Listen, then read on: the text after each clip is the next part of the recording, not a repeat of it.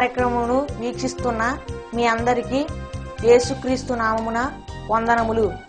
Jesus cares ministries వారి యేసే నా ఆదరణ అను కార్యక్రమమునకు స్వాగతము. ఇప్పుడు మా నాన్నగారు పాస్టర్ వై మోహన్ రావు గారు దైవ సందేశం అందించెదరు.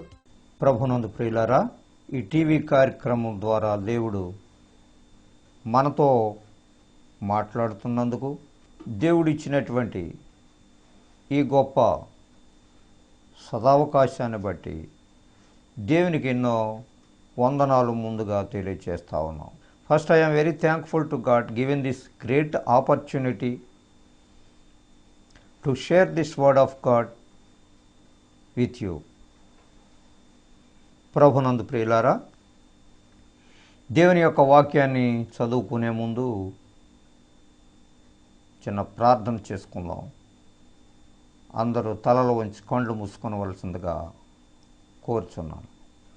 కృపగలిగిన మా యేసయ్య, ప్రేమ కలిగిన మా తండ్రి, పరిశుద్ధుడు మీ పరిశుద్ధమైన పాదములకు స్తోత్రములు చెల్లించుకుంటున్నాం. ప్రభా, ఇదిగో నా తండ్రి, ఈ టీవీ కార్యక్రమం ద్వారా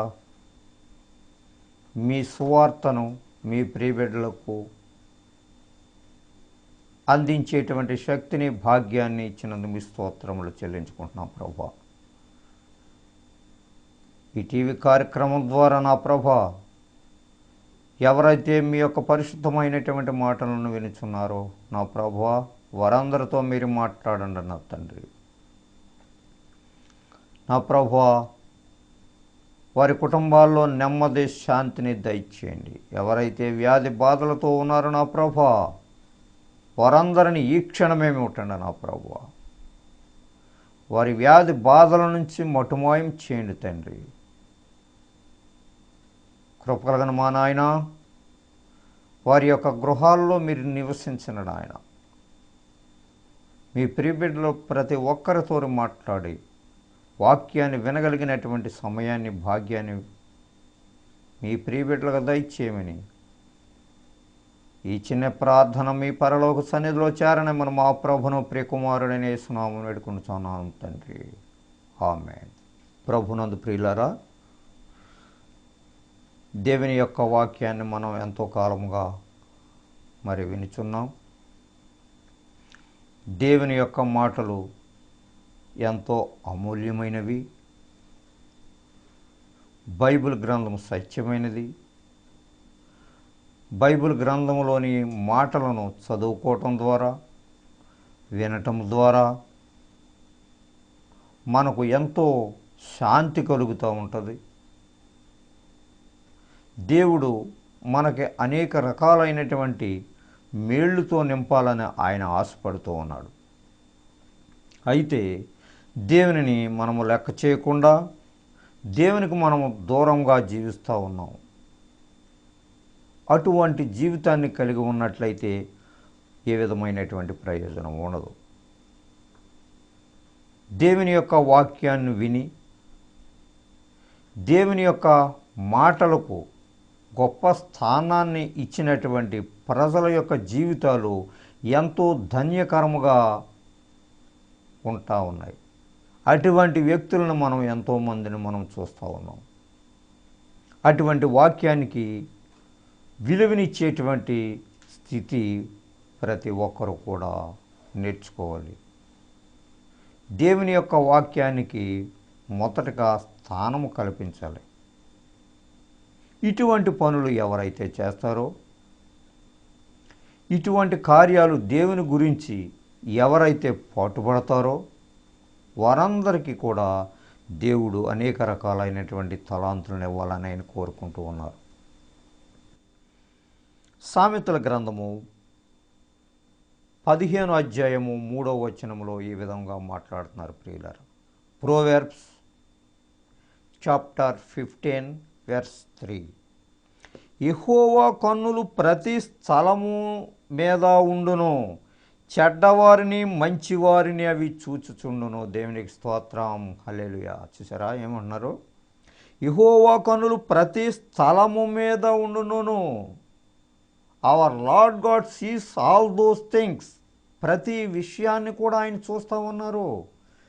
ఏ మనుషుడు ఏ విధముగా భూమి మీద ప్రవర్తిస్తున్నారు, ఏ మనుషుడు ఏ విధమైనటువంటి క్రియలతోటి ఉంటున్నారు, ఏ మనుషుడు ఏ విధమైనటువంటి పనులు నాకు చేస్తూ ఉన్నారో, నాకు అనంటే దేవుని యొక్క క్రియలకి, దేవుని యొక్క పనులకి, దేవుని యొక్క ఆ కార్యక్రమాలలో ఎవరైతే మంచిగా పాల్గొంటున్నారో, దేవుని గురించి ఎవరైతే కష్టపడుతున్నారో, దేవుని యొక్క వాక్యాన్ని ఎవరైతే ఇతరులకు వివరిస్తున్నారో, ప్రతి ఒక్క మనిషిని కూడా దేవుడు చూస్తూ ఉన్నాడు. నీ వాక్యాన్ని వివరించలేకపోయినప్పటికీ దేవుని యొక్క మాటలను దేవుడిని తెలుసుకోలేనటువంటి ప్రజలకు వారికి నీకు చేతనైనటువంటి మాటలే చెప్పటం ద్వారా దేవుడిని యందు సంతోషిస్తూ ఉన్నాడు. అది ఈ వాక్యాన్ని మనం తేటతెల్లంగా చెప్తుంది ప్రియులారా. యెహోవా కన్నులు ప్రతి స్థలము మీద ఉండును. ప్రతి వారిని కూడా ఆయన అబ్జర్వ్ చేస్తున్నాడు, ప్రతి వారిని కూడా చూస్తూ ఉన్నారు. ఈ బిడ్డ నా గురించి ఎంత పాటుపడుతున్నారో, లేకపోతే నా మంచి కార్యాలని చేసేటువంటి బిడ్డలను చూసి వాళ్ళు కోఆపరేట్ చేయకుండా వాళ్ళని ఎంతవరకు చెడగొడుతున్నారో మనుషులు, వాళ్ళనే కూడా చూస్తున్నాడు. ఎవరికి తగిలినటువంటి ప్రతిఫలమో ఆయన ఇక్కడ దయచేయడానికి ఆయన సిద్ధంగా అనేటువంటి సంగతి నీవు గుర్తెరగాలి ప్రియులారా. చెడ్డవారిని మంచివారిని కూడా చూచుచును. ఆయన కన్నులు ప్రతి స్థలము మీద ఉండును.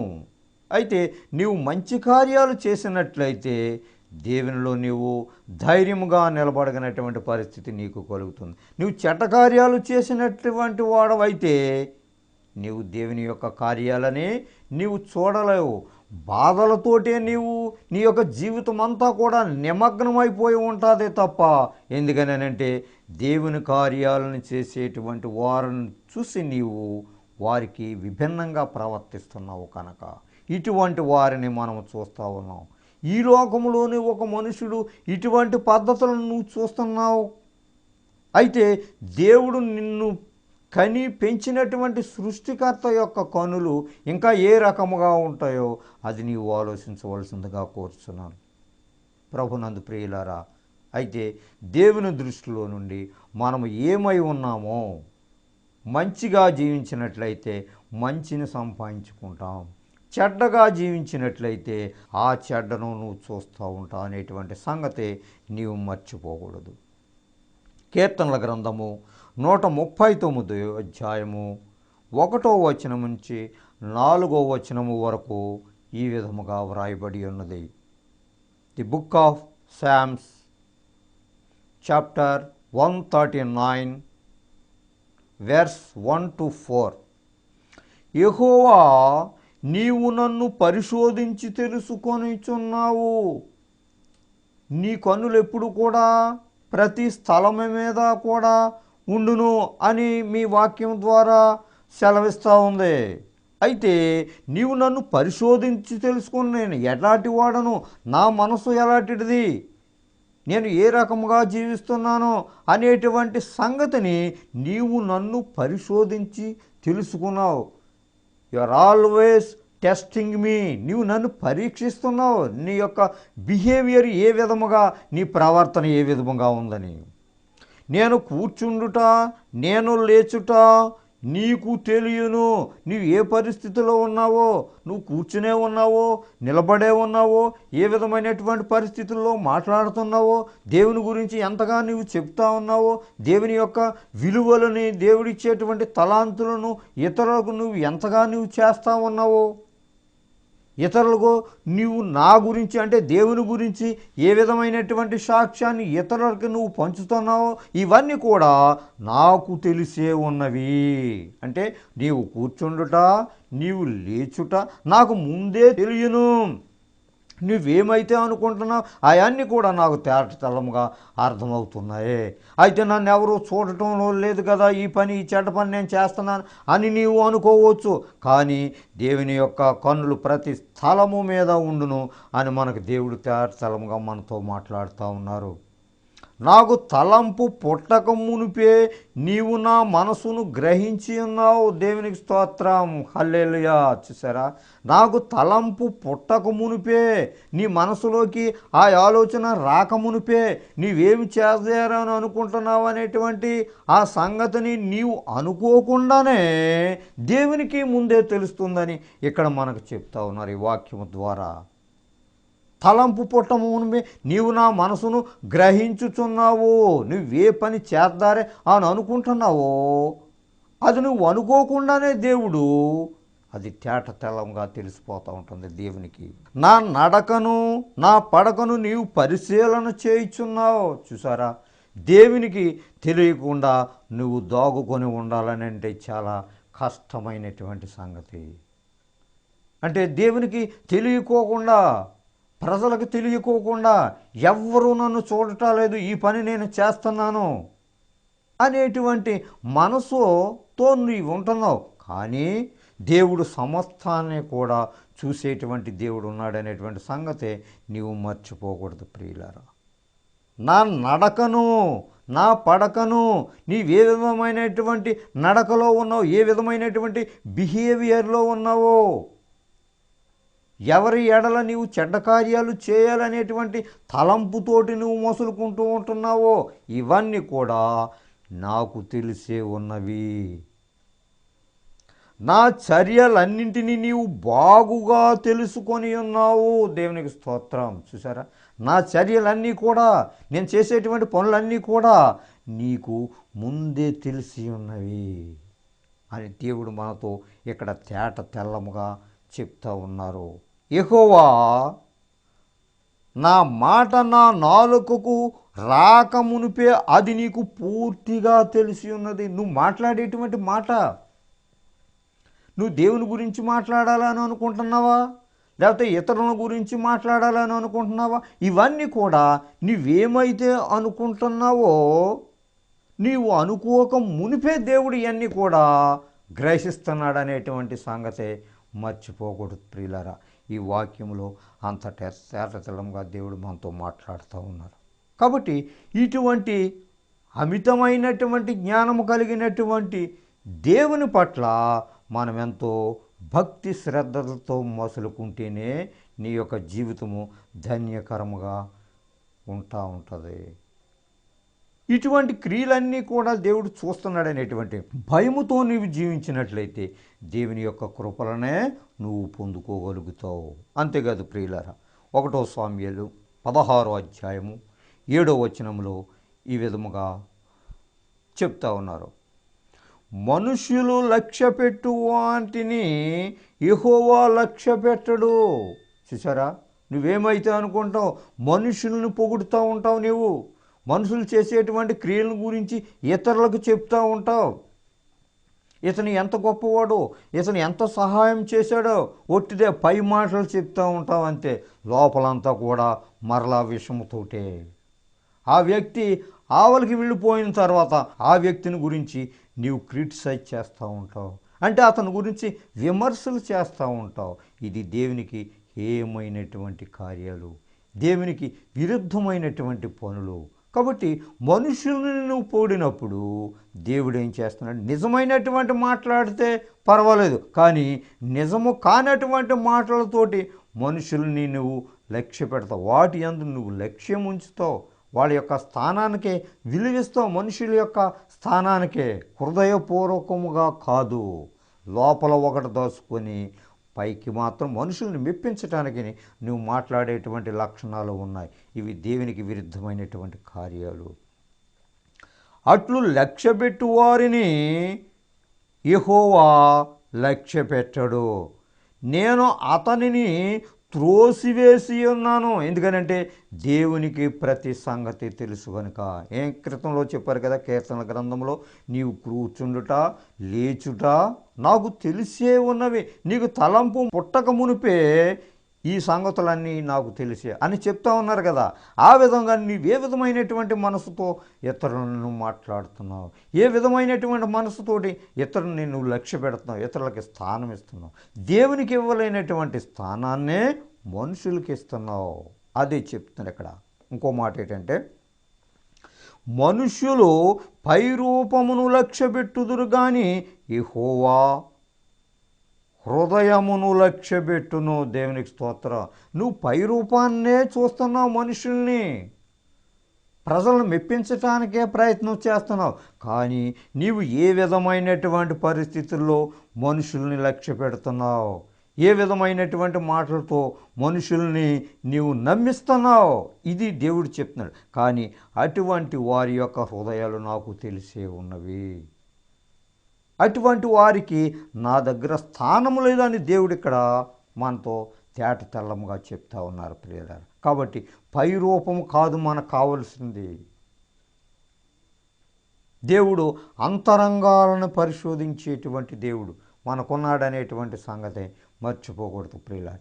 ఇవన్నీ కూడా నీవెక్కడి నుంచి అలవాటు అవుతావంటే దేవుళ్ళు నీవు అధికమైనటువంటి స్థానాన్ని ఇచ్చటం ద్వారా, దేవుని నీవు ప్రేమించటం ద్వారా, దేవునికి గొప్ప స్థానాన్ని నీవు ఇచ్చినట్లయితే దేవుడు ఈ లక్షణాలన్నిటినీ కూడా నీకు తేట తెల్లముగా ఆయన చెప్తూ ఉంటారు, ఆయన నీతో మాట్లాడుతున్నారు.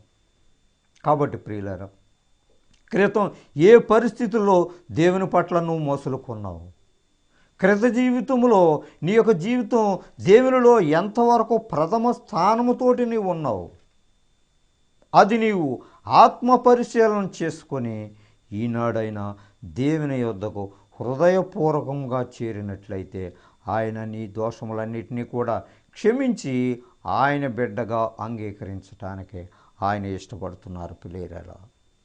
ఇర్మియా గ్రంథము 16వ అధ్యాయం 17వ వచనంలో ఈ విధముగా మాట్లాడుతూ ఉన్నారు.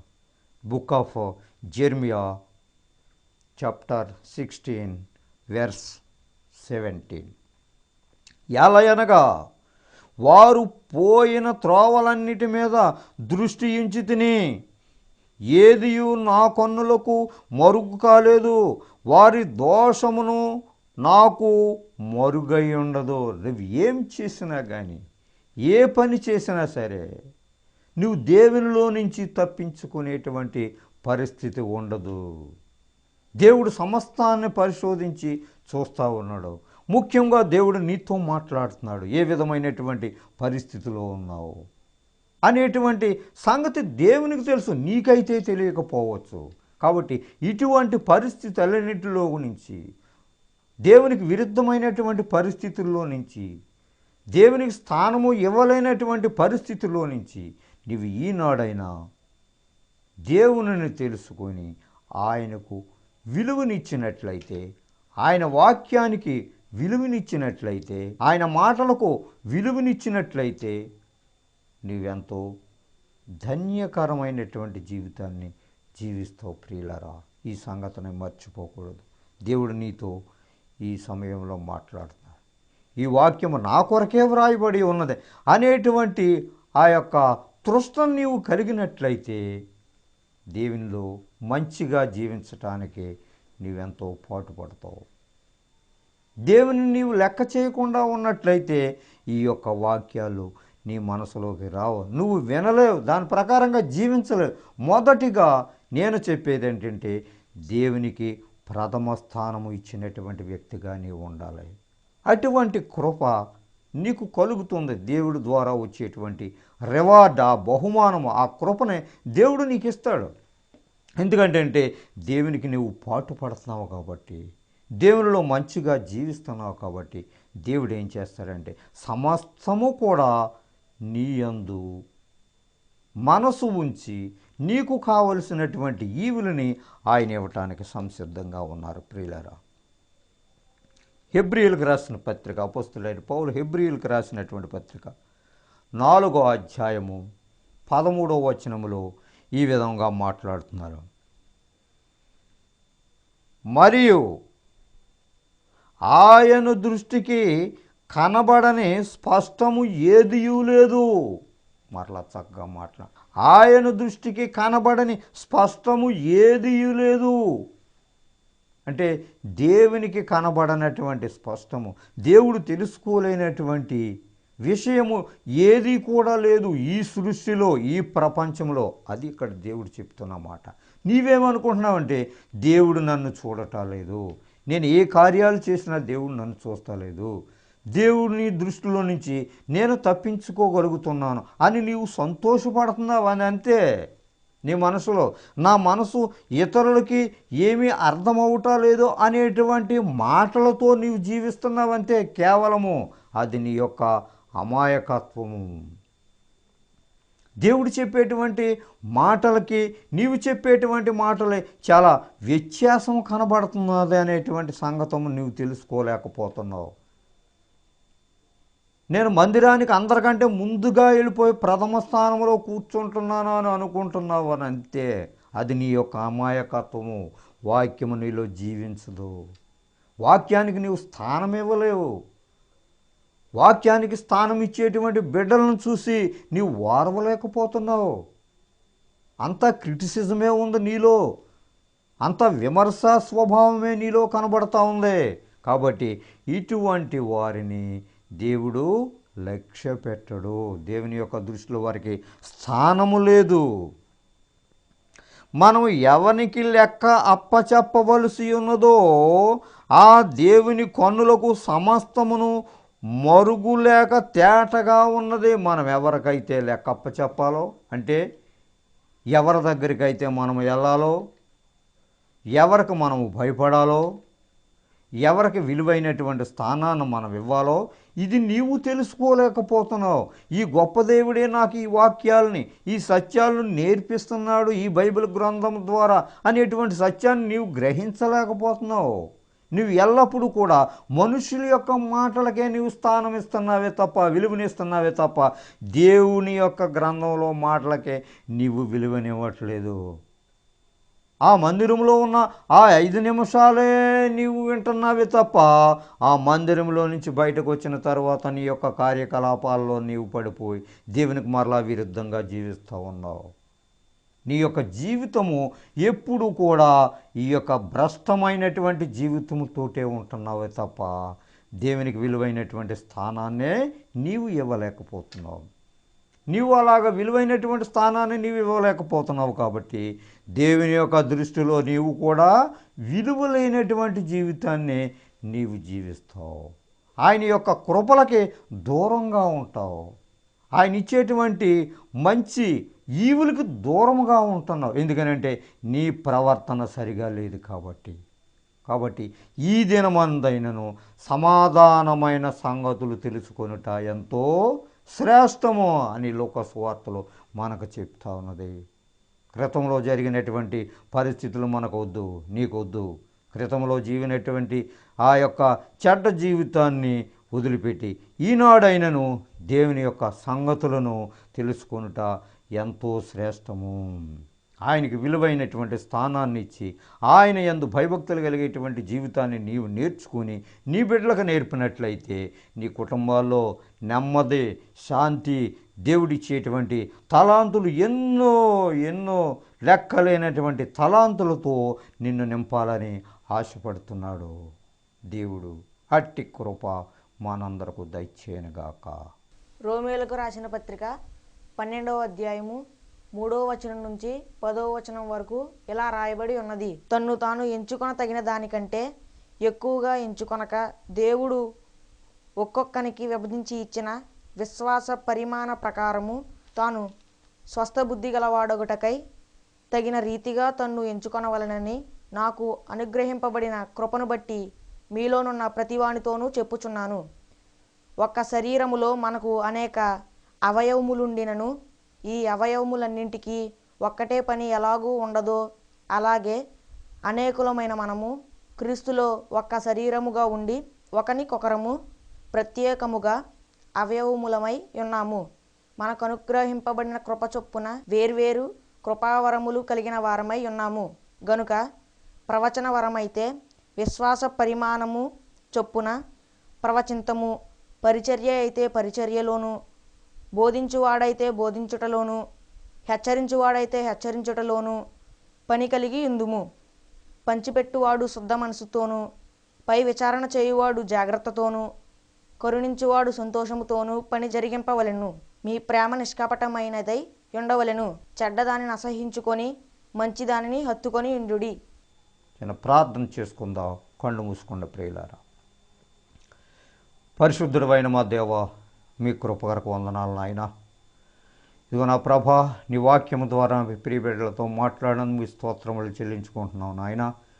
ఇదిగో నా ప్రభా, మా పరిస్థితులన్నీ కూడా మా తలంపులకు రాక మునిపే ఇవన్నీ కూడా నాకు తెలిసే ఉన్నామని మీ వాక్యము ద్వారా సెలవిచ్చిన పాదముని స్తోత్రములు చెల్లించుకుంటున్నాం తండ్రి. ప్రతి ఒక్క బిడ్డ కూడా మిమ్మల్ని తెలుసుకునేటువంటి భాగ్యాన్ని దయచేయండి నాయన. ప్రతి వారు మీలో నమ్మకముగా జీవించగలిగేటువంటి కృపను దయచేయండి నాయన.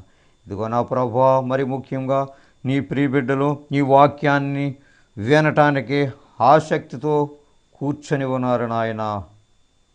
మీ ప్రియబిడ్డతో ఒకసారి మీరు మాట్లాడండి తండ్రి.